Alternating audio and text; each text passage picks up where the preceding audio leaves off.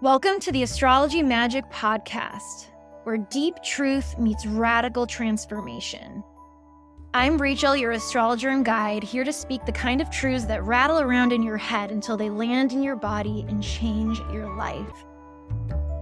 This podcast is not here to meet you where you're at. It's here to meet you where your soul is begging to go. I don't do light and fluffy. I do real, raw, cellular level evolution through astrology, presence, embodiment, and self-honesty. If you're tired of superficial spirituality and ready to live in alignment with your highest self, even when it's uncomfortable, you're in the right place. Let's drop in. Aubrey Marcus, we have to talk about this because for the first time, I actually don't hate him for what he's putting out in the world. Not to say that I ever hated Aubrey Marcus before. I was just not a fan, if I'm completely honest. Like, I know Ryan, my partner, went on his podcast. Even back then, I wasn't a fan. Ryan was a fan back in the day. When I first met him, he listened to his podcast a lot. I could just never get on board with it. I didn't really like the dude. But I will say, I know Aubrey Marcus's recent podcast, it's like bringing everyone up in arms, saying he's a narcissist and he shouldn't be processing publicly and all these different things. Someone asked me what I thought about Aubrey Marcus shit going on right now, because he's like a spiritual leader that for a long time a lot of people have trusted and have looked up to, and he's positioned himself as this authority, but people have also seen his life go through a dumpster fire as he's positioning himself as an authority, and then he gets married and people just don't agree with his choices, So for those of you who don't know, I think a lot of people know about this, but Aubrey Marcus has recently come out and said that he's doing polyamory again, that he's not just doing monogamy. And he said that like ISIS or some god told him to. I know a lot of people think he's a narcissist spiritual leader and now he's processing publicly, and, polyamory didn't work for him before. So it's kind of weird that he's going back now and everyone's being like, hey, are you sure you want to go back? And it's not just the pattern repeating, and people are just shitting on him and looking down on him and thinking he's crazy and narcissistic and all those things. And it's so funny because for so long, that's why I didn't like him. He always radiated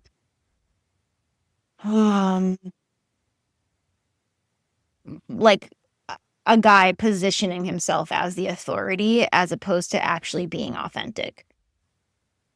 If I'm completely honest, I have felt that way about most authority figures. It's very rare that I have felt into someone over these last 20 years of Pluto in Capricorn. I mean, this is also just my adult life. It's very rare that in my adult life I have seen a spiritual leader and have said, you're authentic. I've always felt something off in someone. And so, especially Aubrey Marcus. So with everyone coming out with this now, I'm like, yeah, I've always felt this. But I don't feel the same way, I think, as everyone else with how he's sharing his heart right now. I actually think this is the first time Aubrey is being vulnerable and messy. And he knows that he publicly came out and said he was never going to do polyamory again.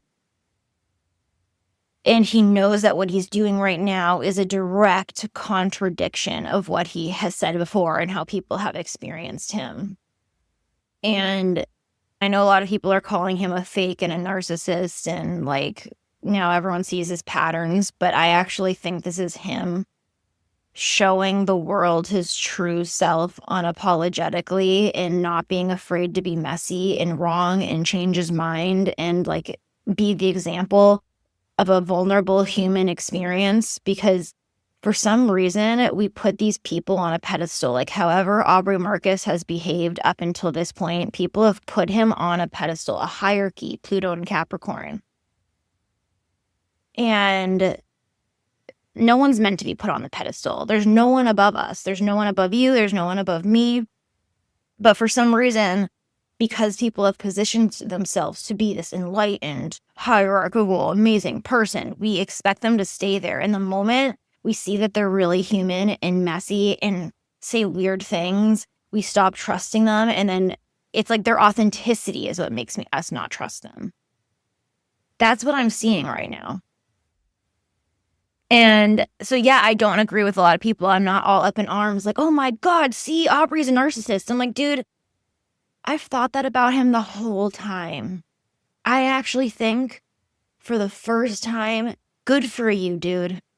Good for you for contradicting yourself publicly, changing your mind publicly, saying a weird ass shit like ISIS told you to impregnate 2 women and God's source told you. Like, good for you. Good for you. That's how I feel about it. I just feel like for the first time, this man's being authentic and not afraid to be messy and not afraid to be vulnerable. And this is the transition from Pluto in Capricorn to Pluto in Aquarius. No one was meant to be on the hierarchy.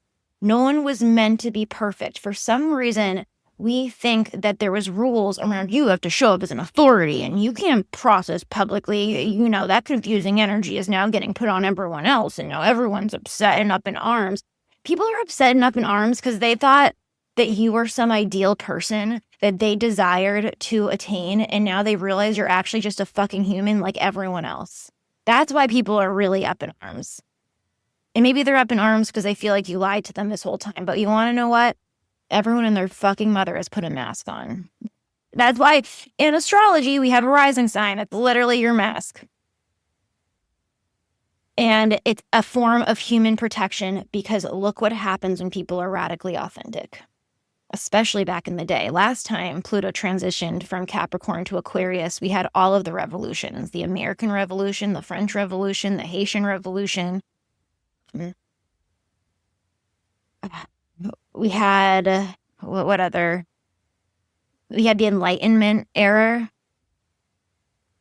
It was really peaking because we were dissolving into revolutionary action. Before that, we had kings and queens. We had hierarchy. We had this person we looked up to. We knew that we had to obey authority, that there was someone above us. There was someone more connected to God. And when we went from Pluto and Capricorn to Pluto and Aquarius, that's when we had the American Revolution. Like, we're like, no, you can't be my king or queen. No, you're not closer to God than me. Actually, I'm my own God, and I'm going to rebel, and we're going to create our whole new land. And it's going to be messy. And it's going to be war-filled. And we're going to do it because we see freedom, the freedom in being in our authentic selves. And so, as much as I know everyone wants to hate on Aubrey Marcus, I think he is actually a perfect example of this transition. And he's not afraid to make it messy. And he's not afraid to embarrass the shit out of himself. And he's not afraid to contradict himself. And, you know, if I think about the podcast, the last couple podcast episodes that I put out, I was terrified to put those out because, you know, I mentioned, I don't even know if I want to teach astrology anymore. And then a couple episodes later, I was like, no, it's just integrating into my life in a healthy way. It will always be part of my life. And I remember second guessing myself and being like, shit, did I just confuse people? Shit. Did I just dismantle my whole aura of authority? I literally have been saying that to myself the last 2 days. Because we've made these rules around what it means to be a fucking authority. As if I have to have all of the answers before I come to you publicly and I have to present this perfect image of, yes, I have an astrology business. I am an astrologer and I think about it 24/7. And like, I could have kept going on and telling you that, or I could just tell you the process my mind goes through because I'm a fucking human. And that's actually what's real and authentic. And I don't have to position myself as some sort of authority because I'm not an authority. And neither is Aubrey Marcus. And neither is the President of the United States. They like to believe they are. Hopefully I don't get in trouble for that one. But no one is your fucking authority. No one is Aubrey's. And so that's why it doesn't matter all this hate he's getting online. I'm fucking proud of him for the first time in ever hearing about him. I don't give a shit if I don't agree with anything he said or I think it's weird. I mean, I don't think it's that weird, but weird is Pluto and Aquarius. Aquarius is the weirdest sign, the rebellious sign, the one who does things that are not socially acceptable and not part of the social norm, not part of it. So hate on him all you want, but this is one of those moments in human history where people hate on the people that are actually ahead of the curve, where people hate on the people who are actually anchoring into something, an energy, a way of being that's going to be normalized over the next 20 years. Happens every single time. This isn't really the beginning of the transgender movement, but I feel like I can tell this story here. So a couple episodes ago, I said how I'm not for this transgender movement. I am for transgender people, but I'm not for this movement. And I'll tell you, this is a perfect example. Okay, so I have someone in my life that I've known my whole entire life that is truly transgender. Truly. Before it was cool, before this movement happened. And I actually grew up in a very liberal town. I grew up in a very Jewish town. It used to be the most densely populated Jewish town in the country. Fun fact, Sharon, Massachusetts, not there anymore, but shout out to Sharon. And in my town, everyone was liberal. But the thing is back in the day, liberal people weren't for transgender people. No one was for transgender people. And this person in my life who I'm very close to, like blood family, like I love them to fucking death, was born a boy, born a girl, sorry. And I knew their whole life that they were either lesbian or something. I just knew that they weren't meant to be a girl. I could feel it off them. And like, I could feel how uncomfortable they felt. And I'm not calling them they because of the stupid names. I'm calling them they because at the time they were a girl and now they're a boy. And so I'm just using they for the transition period of this story. And I remember it wasn't normalized to even really be gay or lesbian when this person knew that they didn't feel right in their skin. And this person was so depressed most of their life. And I remember one time I was driving this person to their work because we had like a ritual of me doing that. And they were like smiling at this girl, messaging them. And I asked them if they liked the girl because she was a girl at the time and said I might be bi. And like, you could tell that was like a huge admission. I was the first person they admitted that to. And then eventually they came out as lesbian, but still didn't feel good in their skin, like severely depressed. And I literally had always had in my head, this person's not a girl, it's a guy, even before transgender was a thing, even before they said anything. And so eventually got really depressed, ended up needing to go to all these different therapists and come to find out that like thinking of himself as a guy actually made him feel safer in like who he truly is. And so it was like this whole process to transition into a guy. And the process required so many different therapist notes because it was not like an easy thing to become a transgender person back then. And they put you through the fucking ringer, and it was not kind and it was not nice. But what ended up happening was through all the tests, determined they were transgender and then was able to transition. This person went from serious, like really bad depression, the lowest low of depressions you could have most of their life, to not being depressed anymore, to feeling finally safe in their skin. And this happened in high school. And I remember, even though I grew up in a very liberal town, transgender was not in back then.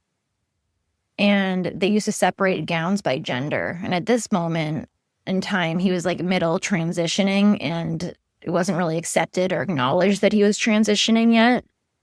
And so he went to the, what's it called? Student council leader or the,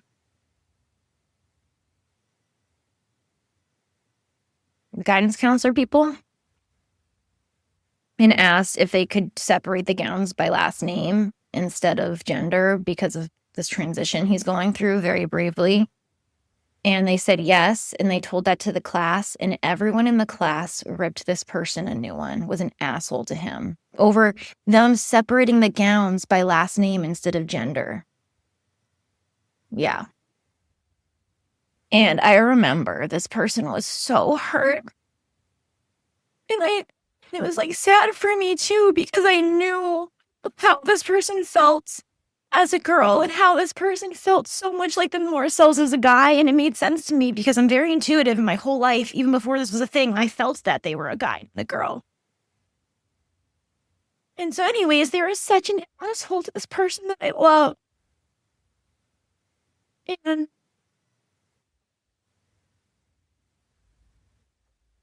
And then like 10 years later, and transgender things started to become cool.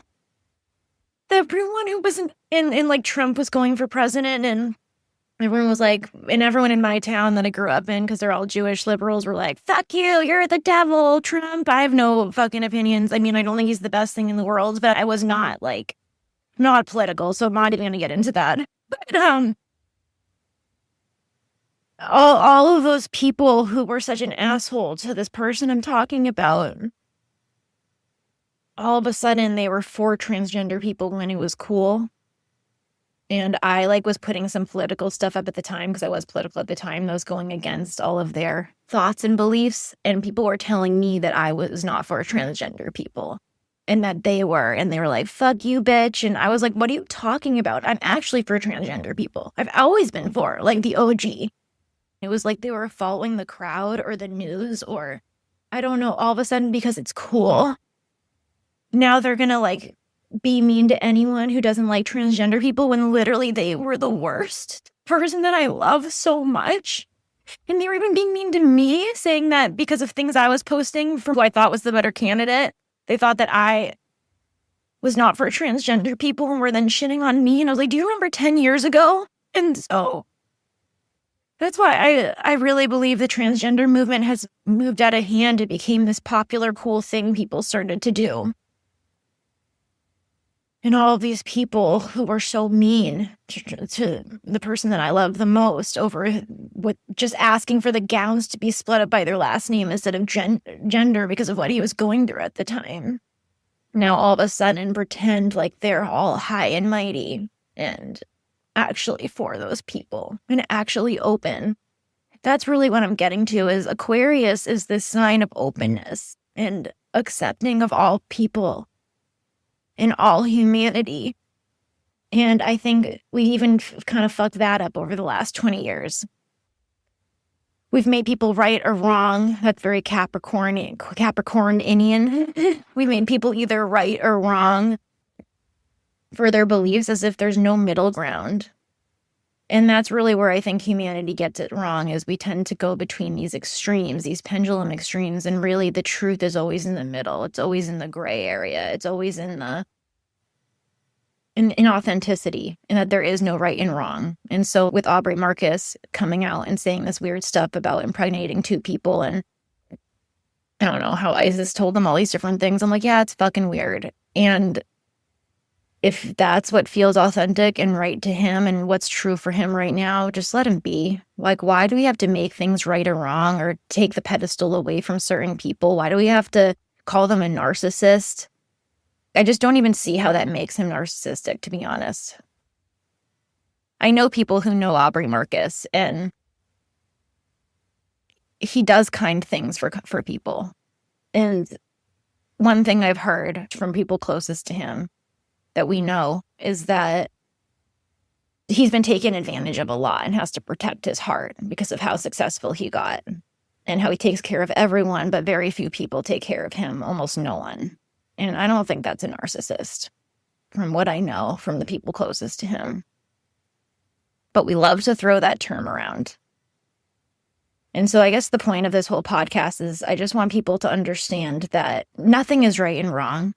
And this is an age of radical authenticity. And radical shifts and changes. And with Pluto and Aquarius, we will gain power through our messiness and authenticity and openness and allowing people to be them. And because then it allows you to be fully you. We can take the mask off and we can just be. And that's really what I would love to focus on in this podcast going forward is I want to just be me, and I want to talk about astrology in an integrated way. And I want to share other things like this. And I just want to share, whatever way feels authentic without being boxed in. So, I'm curious what you guys think about that. I'll put my email down below. It's shinyyourrayastrology@gmail.com. I'd love to know your thoughts.